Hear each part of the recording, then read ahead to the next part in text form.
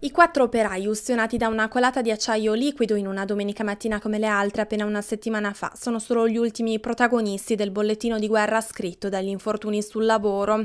In Veneto dall'inizio dell'anno sono morte 24 persone mentre svolgevano le loro mansioni quotidiane, quasi la metà nell'ambito dell'edilizia e dell'agricoltura, con un tasso di 18,87 incidenti per 1000 lavoratori nell'ultimo triennio. Il Veneto è alle spalle di altre regioni ad alta densità aziendale, ma supera comunque di 2 punti la media nazionale.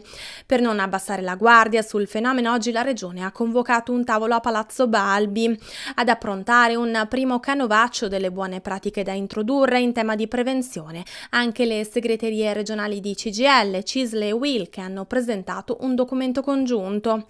L'obiettivo che noi abbiamo posto con delle proposte precise è quella di costruire una strategia complessiva che coinvolga tutti i soggetti istituzionali e le parti sociali.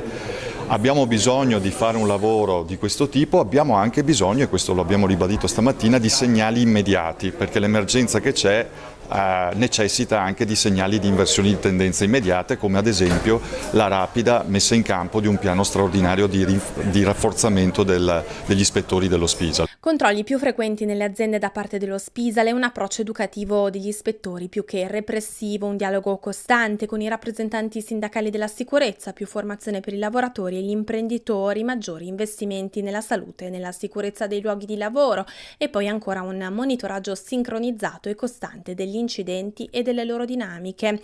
Queste alcune delle proposte emerse oggi al tavolo istituzionale. I finanziamenti non sono un problema, la voglia di fare e ovviamente crederci fino in fondo sì, visto e considerato che su 170 morti negli ultimi 3 anni voglio ricordare che 1 su 2 viene dall'agricoltura, ad esempio, il 20% dal mondo dell'edilizia.